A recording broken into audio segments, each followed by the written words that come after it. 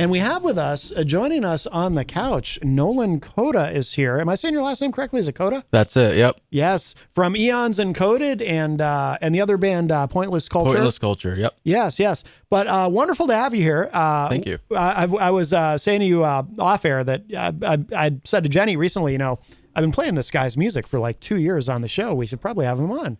Yeah. Thanks for having me. That's an honor. Appreciate it. And I always get a lot of positive feedback on that song, Reconnection. That's so cool. It's kind of epic, and it's just great. It's one of those songs that gets stuck in my head, especially that ending. It's a very dramatic ending with the dun, dun, dun, dun. It's quite heavy. Yeah. That was my goal anyway. Yeah, I like it a lot, and you're getting some love in the chat room too. Marissa Cota, who I think you said is your sister. That is my sister. Hello. Yep, she says, "Yay, Nolan." Very nice. Riley King says, "Hi, Nolan." Hey, Riley. Well, let me ask you this first off. So, where did you come up with the name? What does the name mean? So it used to be Aeons Apart, and it was kind of just like some kind of wordplay I was just trying to go for, just what sounded cool. And over time, I was like, well, I kind of want to incorporate my name, so Cota. So I was like, all right, let's kind of go off that. And then Encoded was born. So it was kind of like a little subtle play there. Yeah. And I think it sounded a little more, not original, but more to my liking, I guess. But yeah, it was just kind of like me just messing around with some words and seeing where they landed. Yeah. But it kind of stuck, and people seemed to like it. And behold, Aeons was born. Yeah. And that it's all you, right? You play everything? Yep. Wow. How do you I mean, it's unique. How do you describe it to people who haven't heard it? Because it's not like anything. I mean, I can hear influences, but it's especially I think the vocals are part of what gives it its uniqueness. Your approach with the vocals is different.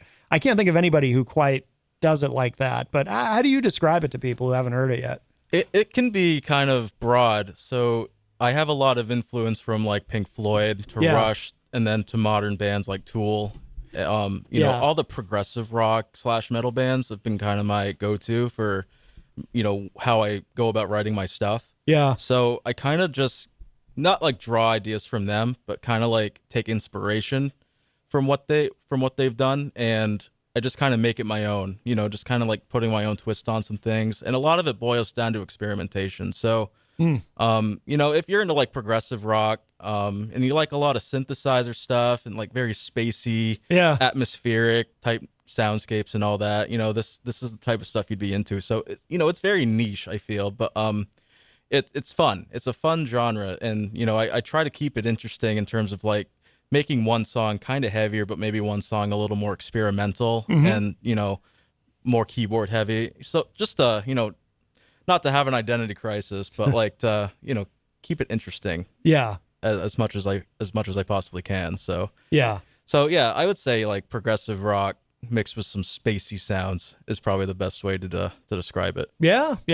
Now, so you play everything, you do all the vocals. Are those real drums? Do you also play drums, or do you program those? I do play drums, but being in an apartment, that's a little tough. So I program them myself. So I use plugins, which are like software drums. Yeah. And I take, they're real samples of drums, but not my own. Yeah. But they're included in the software. So I take, what sound I want from each drum, and cymbal and whatnot. And then I map them on like a MIDI chart. And you can also play it on a keyboard because it connects by MIDI through that too. Yeah. But sometimes I'm not always on time. So certain sections I'll do just keyboard and sync them. And then other times I'll map out each individual drum, which takes a lot of time, but it can open up my creative, doors a little bit more, because I can get really fast or really complex, and it would sound good still, but like, got to remember not to make it too like unrealistic.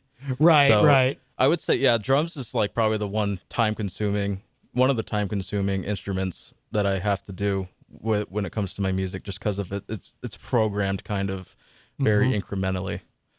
Aaron Bilodeau, who I don't know if you know Aaron, very, very talented musician. He says in the chat room, I checked it out before the show. Outstanding new fan here. Thank you very much. Yeah, That's awesome. Do you know Aaron? I don't, but I'm gonna check him out. Yeah. Yeah, he does very sort of experimental stuff too. That's really cool. Yeah, absolutely. Thank you. With the drum, so when you're mapping out the drums, when you're doing all that, do you intentionally try to put in something that makes it sound like it's not programmed? Yeah, so the flexibility of I'll just say it's Easy Drummer 2 by Tune Track. Okay. And that's what I've been using for the last few years, mapping out drums. And they allow you to kind of humanize each drum. Yeah, I've heard of this. Yeah. They have like, certain settings. You can set velocity, which is kind of like how hard or how soft a drum sounds. Yeah. So to make it realistic, that's a very variable like setting that I use, and I try to use it sparingly enough where it sounds like someone's actually drumming it. Yeah. So that alone is also time consuming because I don't want it to sound like, super like processed. Right. But, I'm not going to lie and say that they're real drums either. Yeah. But, you want it to kind of sound authentic. And that's what I'm trying to go for, is being as authentic as I can with what tools I have at my disposal. Yeah. So, that makes sense. Yeah. It's amazing what you can do now with the technology. I had another gentleman who, he's got a band called Downhill Rollers, but it's more of just a straightforward rock thing. Really, really good. But it's all him. He does it all himself, and he programs the drums. And I remember saying to him, like, those sound completely real. You know, like I would never have guessed. So it's really impressive what you can do now. They've improved their like interface and just overall quality over the years. I mean, I'm not all that well versed in like the progression of all that, but like you can tell that there's so much love put into these programs. Yeah. Where like you could pretty much replace your drummer if you wanted to, and go that route. So it's really cool seeing how much you can do these days from just a computer. Oh yeah. And some like DI instruments. Yeah. Yeah. So. What's your first instrument? Obviously you play multiple instruments. What did you start out on? Actually, I started on piano. Okay. But I, that was kind of like my gateway into music because, my grandparents had a really old Casio keyboard from like the late 80s that I would kind of mess around on. And then that's kind of like what got me into guitar later on is, and that's like my main instrument now aside from bass. Yeah. So like, but keyboard has been the best way for me to learn everything about music that I know today, or at least have me start out on music. It's very versatile, and it was a lot of fun to learn on, and then just kind of, went from there to drums, keyboard, like synthesizers, keyboards, and, guitar and all that, and kind of expanded from there. I've heard a lot of music teachers say that that everyone should at least learn some basic keyboard skills. I agree. And that it'll help you and everything. Not advice I ever follow. I'm a bass player. Awesome. And I can play a little bit of guitar. I never learned, I've never learned anything on keyboard, and I probably never will, but but I have heard a lot of music teachers say that that's really the best foundation you could ask for, is if you start out on keyboard, or if you already play something else, if you go back and just try to learn, just basic stuff, scales and whatnot, and it'll actually really help you. Exactly. Especially the C major scale. That's how it's pretty much mapped around, and you just kind of experiment from there, or learn. You can kind of use that as your foundation, and then kind of like learning other scales from that C major scale, and like learning all the other stuff from there. So yeah, it's a great starting point. I remember those old Casios. Was it a little one, or was it? Because I swear it shrunk on me because I started young, right? So like I swear it was like like a full size keyboard. Then one day I went over to play it, like I don't know, maybe 4 years old or something like that. And I swear it shrunk. Yeah, because I don't know, or 5 years old or something like that. But yeah, it's about like it's a what is it, a 42 key or something like that keyboard. Yeah. It's fairly small keys. Yeah. Something you'd probably find on like a MIDI controller. Right. Or something like that. So like it was comfortable. Yeah. As even when I was getting older and my hands were getting a little bit bigger and all that. It was still fun to play, and I still have one right, not the same condition as it was back then, but it's in my apartment right now, sitting in the corner. So it's still there. The OG. I think I have one in a storage unit that's in there, because even though I never really learned to play it, I did have one, and I think but it's a little one, if I'm remembering it correctly, and I think it took like I think it took D batteries. Yep, that's what mine took. Yeah, Really? six Yeah. of them to be exact. Yeah. It's a power sucker. Yeah, exactly. Has your process changed over the years with Eons Encoded? A little bit. I try to do all the production myself, so it was kind of like me learning how to do it all on my own, which was very tedious to say the least. But if you listen to my very first like demo track, Exordium, like that was just kind of me throwing some tracks together to see how things worked. Yeah. And then kind of like showcasing the sound I was going for in a way. So like kind of like keeping that synthy stuff and then getting heavier. So, I think overall, like my process has kind of stayed the same in terms of how I compose. But when it comes to the production of it, I've gotten a lot more, what's the word? Critical of it. Because, my ears, when you do like music on your own, it takes a lot out of you, especially, in your ears. Oh, yeah. The ear fatigue is, Yeah. I think, what they call it. And it's a lot. Yeah. But, I try to keep it streamlined. And it gets easier the more I do it. Because, like, I kind of find what works and what doesn't work. And that's the fun of the experimentation that I get to, go through. And, I think I've improved just in terms of production, but, like, how I go about writing and putting it all together has kind of stayed the same. Is a lot of because you mentioned there's a lot of experimentation. Do you have some songs where you kind of write it all out and then you go to record it, or do you ever or is it mostly just kind of experimenting as you go? So yeah, that's a good question. So a few songs I have like actually written out completely. One of them, actually, the whole EP were reconnections on the Cosmic Archives. That whole EP was actually tabbed out on a software called Guitar Pro. Oh, okay. And I kind of put all the structure together on that. I programmed the drums through that, and but through like sheet music, so it was even more tedious. Yeah. But it helped me like kind of establish the basis of what I wanted to go for, and I was able to change it there without having to like worry about recording anything. And I didn't know about like Scratch at the time, where you can like record stuff like kind of on like a piece of paper in your computer. Yeah.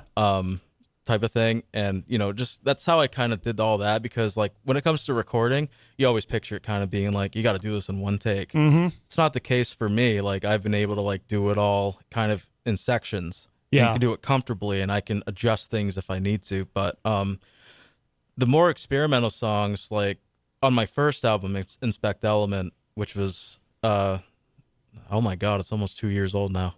Which is crazy. So Theoretical and Beyond the Mirror are two of the instrumental songs on that I kind of just messed around with to just come up with like a way to bridge into the next songs afterwards, which were also mapped out. Okay. In software and written out. Yeah. Just trying to, it's more of those just like tiny musical ideas that I kind of like, I'm kind of like, what sounds good? And will this work? Will it not work? And that's super fun for me. Yeah. And they turn out really fun. Like it's really, really fun to listen to. Do you ever have an idea that you end up throwing away that you maybe you were excited about, but then you go to do it, you go to record it, and you're like, this isn't working? Oh, hundreds. Really? Yeah. I'm like the guy throwing out those little crumples of paper in the trash bin all the time. But the cool thing about technology is that you can erase things and rework them without having to, worry about throwing stuff away for real. Right. So if I don't end up liking an idea, I can just kind of readjust and like fix it or add stuff to it, what have you. And then I kind of like to make things work. Yeah. Because, I like to craft my ideas, but not have them go to waste. Right. So there are some ideas in each of my songs that are they are borrowed from previous ideas. So Hidden Away's verse riff is actually a song that I wrote back in like 2012 that I didn't really have any way to record. So I was like, this riff's kind of cool. Let's put that in. So, but there's still a fair share of like different ideas that just would not work for the songs I already have out, or probably would not fit my sound at all. So, okay. But that's the life of being a composer, I guess. Yeah. You have those ideas that go to waste, and you have those ideas that stick and you want to reuse. JFed in the chat room, and he asks everybody this question. He says, have you ever considered increasing the length of your beard? I want to. Do you? Yeah, I'd like to. I try to keep it somewhat neat, but it I don't have the best luck with my beard sometimes, so Really? Does it get to a? it gets a little scraggly, so I got Yeah. to tame it sometimes, which reminds me I got to do that Yeah. fairly soon. But yes, I would like to grow it out a little more. Same with my hair. That's my next project. Really? Yeah. Now, so have you ever? I'm assuming not, but have you ever played any of this live in front of people or? No. Maybe one day I will, but because it's all solo stuff, a lot of it, I'd have to like have a band for hire and and have the time to Right. assemble all that and actually practice them again. Yeah. But no, I've thought about potentially doing something like that sometime in the future. Yeah. If it got to that point, but I think it'd be difficult to assemble right now because there's so many moving parts, and you probably need about 6 keyboardists probably. 'Cause I love to layer things. Yeah. Yeah. So, but it's on the table. Just I don't know when. It's very up in the air. I mean, the other option would be to, just play in front of backing tracks and. Yeah, that's also a possibility too. That's something I've kind of toyed with. Really? Yeah. Here and there. Yeah. It's just a matter of kind of getting it all together. But Yeah. I'm not opposed to it. Yeah. That'd be fun. But yeah, either way, it would be a lot of work, no doubt. Yeah. Fraser Ramsey in the chat room says, "Hey from Edinburgh, Scotland." Well, hello. Hello. Very nice. Well, let's do this. Let's play another track. I'd like to. Well, actually, I'll let you pick though. What would you like us to play? I don't know if my newest one, Fragmented. Okay. I released back on St. Patty's Day. Okay, cool. Yeah, that's a fun So one. this is the newest one. Very good. All right, let's give this a listen, and then we'll come back and chat some more. If you're just joining us, we have Nolan Cota here, and we are featuring and talking about his music from Aeons Encoded. This is his solo project, and check this out. This is the newest one. This is Fragmented.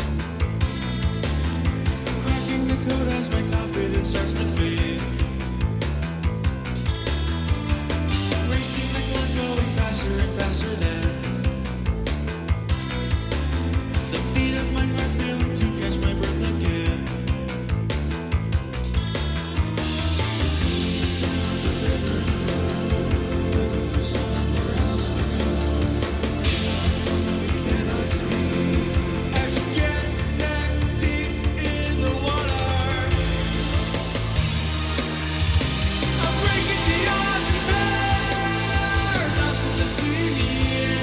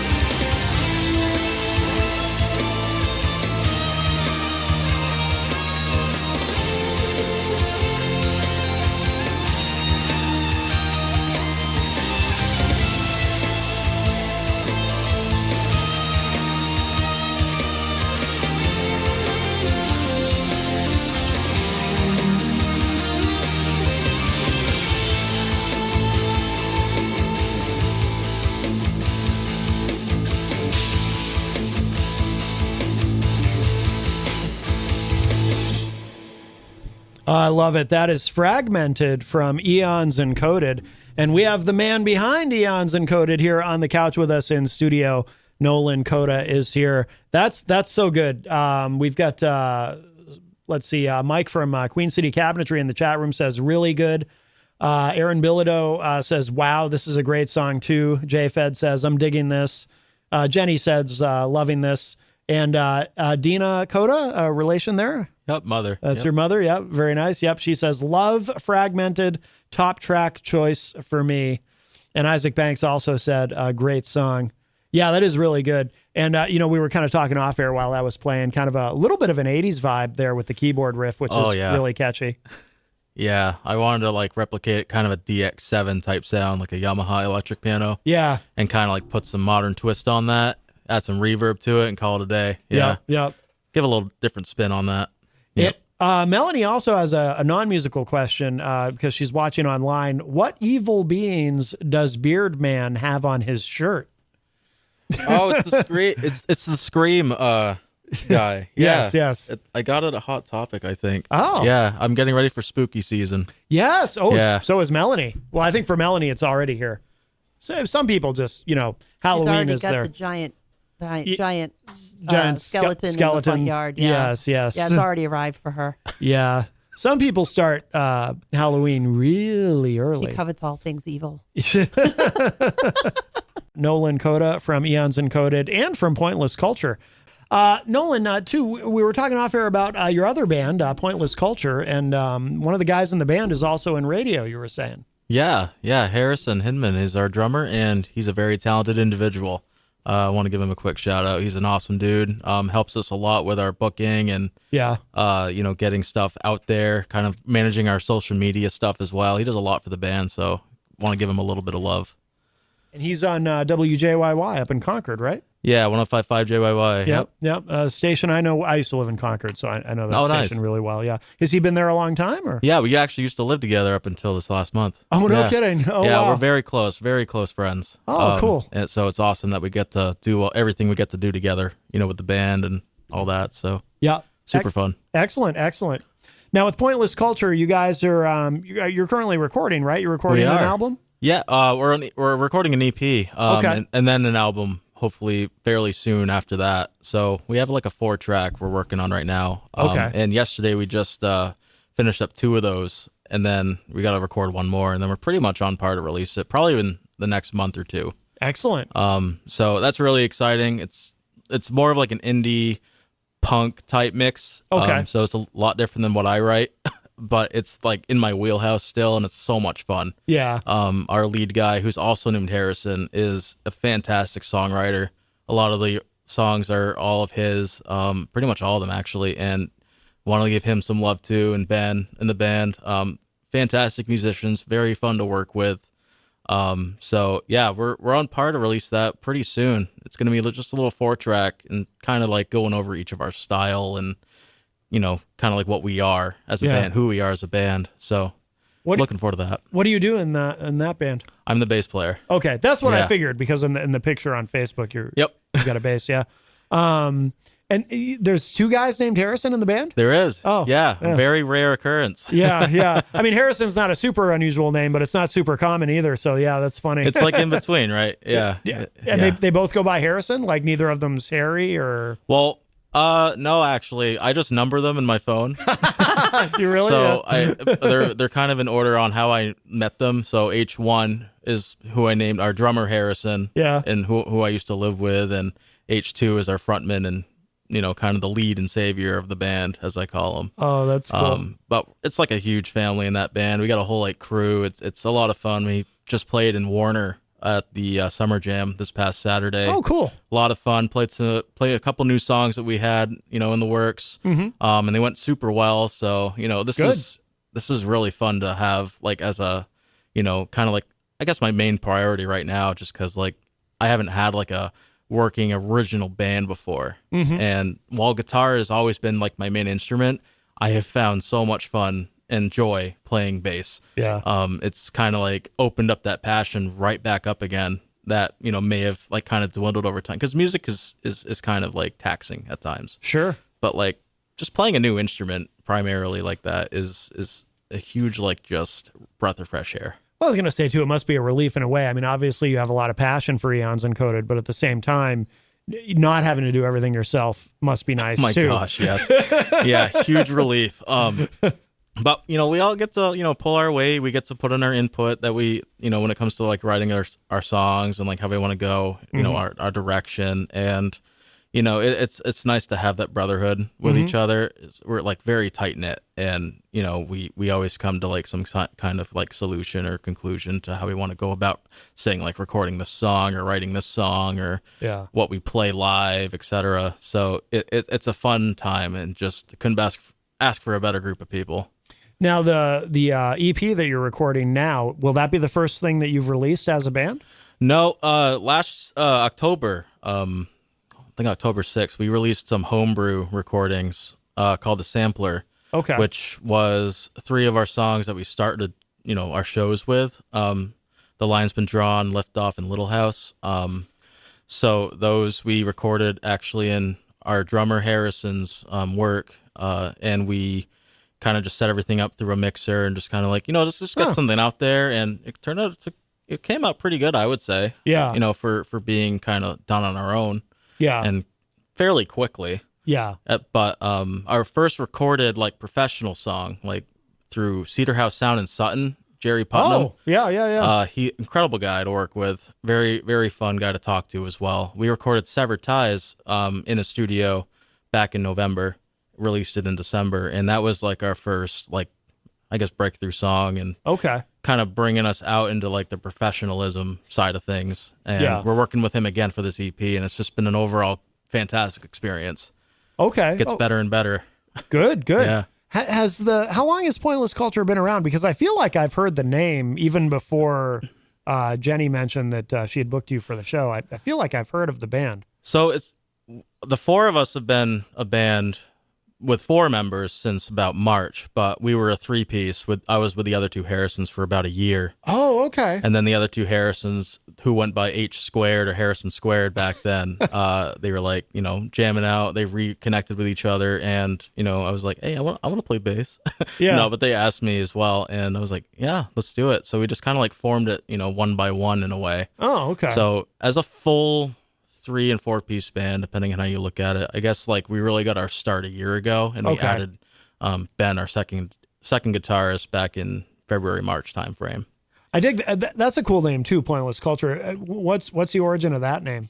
So both Harrisons were trying to come up with a name, and correct me if I'm wrong, guys, if you're listening. I think they were gonna go with Divorce Culture, and then Pointless something, but then they, like, kind of mended them together. Yeah. So Pointless Culture was born. Yeah. I kind of fuzzy details. Yeah. But they were kind of going the same route I did, and kind of like seeing, what sounded pretty good. Word generators are great when it comes to that. And you got to try to find something that's not taken or is open to be used with. So I think it kind of started the same way that my name did. Yeah. But they kind of blended 2 words together from other names. And so, Pointless Culture was born. And I love the name, too. It's fantastic. Oh, yeah. Yeah, trying to find something that's not already taken, that can be one of the hardest things. I mean, it's a lot easier than it used to be, because now, you can Google it, you can look it up. But I remember a time, I've told this story on the show before, but I had a friend I went to high school with, and I remember running into him a couple of years after high school. And he was a musician too, and he told me about this new band he was in, this rock band, and I said, "What's the name?" And he said, "Intuition." And he said that to me, and immediately I'm thinking, "Oh God, there's probably so many bands that have already used that name." And then, swear to God, I ran into him again a few months later, and same place, and I said, "How's the band?" And he said, "Good, except we had to change our name because we heard from another band already using that name." And I'm too polite to say anything, but in my mind, I'm thinking, yeah, of course.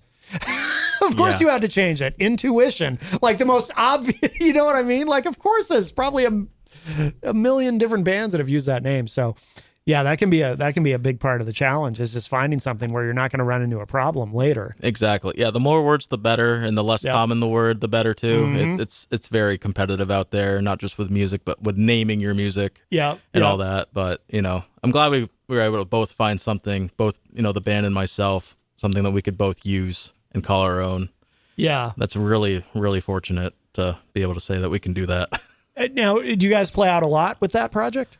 Yeah, we played at the Bang & Hampshire stage this past August, and that was probably our biggest show yet. Cool. But we haven't played a ton. We've played maybe 6 or so. We have one coming up in Ackworth on the 23rd, and our first one was at Tandy's Pub in downtown Concord. Oh, cool. And that was the night before. It was kind of like a little release party for Sever Ties, because it was coming out that midnight of the next day. Yeah. So we were like, let's do a cool little show there, and we got some help from a friend of ours, Kurt Felder, who runs kind of like music journaling, like YouTube videos, and very talented guy. Yeah. Really cool guy too, and he helped us get that gig. Okay. So, and then we had kind of like a little drought in between. We added Ben. We were kind of learning some new songs. Then it wasn't until maybe this past summer where we started to really get some more shows booked. But it can be tough to get them booked now. Yeah. I mean, summer is usually probably the busiest time. Oh yeah. For you guys as far as shows, right? I mean, I know a lot of bands will, kind of use winter to sort of record, and then spring, summer, early fall to play out. But that seems to be the easiest way. I mean, I don't play anymore, but when I was in bands, that was always the best way to do it, because in the winter it's just miserable to. Yeah, I've played shows before when I was lugging equipment in the winter upstairs outside and like slipping, almost dropping stuff, and it's miserable. Yeah. But we're kind of going that same route. We're just kind of taking maybe the winter, maybe a few shows here and there, but like kind of taking that time to really focus on recording more stuff. Yeah. Because we have so many things that we want to add to, the music world out there. So, it's kind of like that opportune time to do all that. Yeah. But we're really trying to book for next year. Yeah. Excellent. Around spring, summer. Excellent. Well, why don't we play another Aeons Encoded song? I definitely want to get one more in before we run out of time. But I'll let you choose one again. What? Let's go back to the first album, Inspect Element. Let's do Hidden Away. Hidden Away. Yeah. I think I've listened to that one. That's the one I wanted to go for a Deftones style vocal. Oh, okay. Well, I'm very okay. I don't think I did listen to this one then. All right. Well, I'm very curious now. All right, cool. So let's give this a listen. This is Hidden Away. The artist is Aeons Encoded, and that is Aeons Encoded on the couch. That is Nolan, Cota, the man behind Aeons Encoded. Let's check this out. This is called Hidden Away.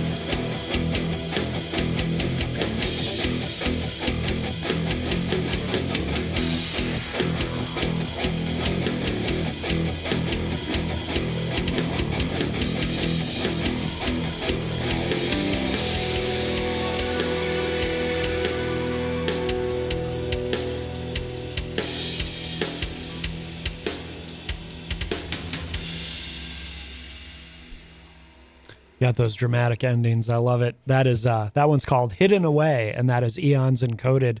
And Nolan Cota from Aeons Encoded is here with us. He is on the couch. And we do have another family member, I believe, Belinda Brooks Cota is in the Facebook live chat. Hey, Graham. Very nice. Very nice. It's cool that they're supportive and that they come out to listen. I love it. I love it. That is outstanding.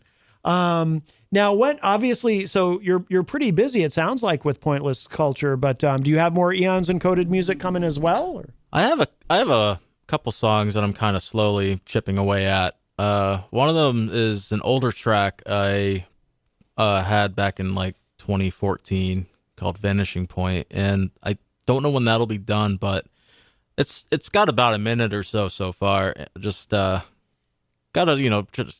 get at it and when I can. Yeah.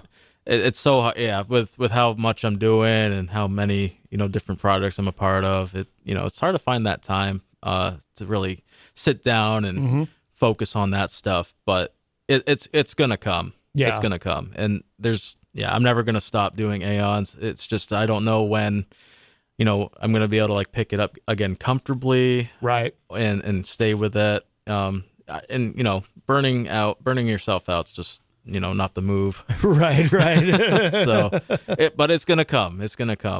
My Facebook and Instagram are the best way to keep in contact with me or see what I'm up to for especially Aeons, because I have just made an account for that not long ago just to keep it separate for my own stuff. But all those updates will be on there when I get to it, but I got a couple things I'm working on. And for people looking for Aeons Encoded online too, we should just clarify for anyone who doesn't know, Aeons is spelled Aeons. People might be looking for it without the A and unable to find it. But I wanted to go with a European spelling. It looked cooler. Yeah. I don't know if I've ever seen it spelled the other way. Can you? Is it sometimes spelled without the A? Yeah, I discovered that EONS is kind of the more Western U.S. way of spelling it, but like with the added A is kind of European. It just looked cooler to me. Oh yeah. No, it is cool. But I think it's pronounced the same. You can say Aeons. It all means the same thing. Yeah. Yeah. See, I have seen it spelled without the A, but I just assumed it. People who were spelling it without the A were spelling it wrong. But maybe that is acceptable. English is weird. Yeah. Or sometimes things are wrong, but over time they become accepted because they're spelled wrong or spoken wrong so often. Yeah, I just thought it looked pretty cool. Yeah. No, it does. It definitely does. Thank you. I'm really glad you joined us today, and we'll actually close out the show with one more track in a moment. But this has been wonderful. And thank you very much. Absolutely. Like I said, we've been playing your music for long enough. Might as well have you on. Yeah, I'm very, very humble and happy to be here. Yeah, thanks again. Absolutely. Thank you for coming in. And I look forward to getting Pointless Culture, to getting you guys in here as well. Oh my God, yeah. We're super excited. That'll be cool. That'll be cool. If you want to pick one more, Nolan, we'll play one more to play us out.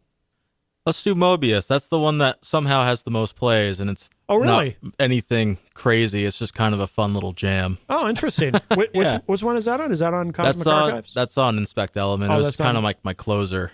Yeah, it's a fun little tune. Okay, yeah, we'll go with that. All right, very cool. All right, so this is Mobius from the releases Inspect Element from Aeons Encoded. Nolan, thank you again, my friend. Thank you very much for having me. Absolutely, and here it is. This is Mobius.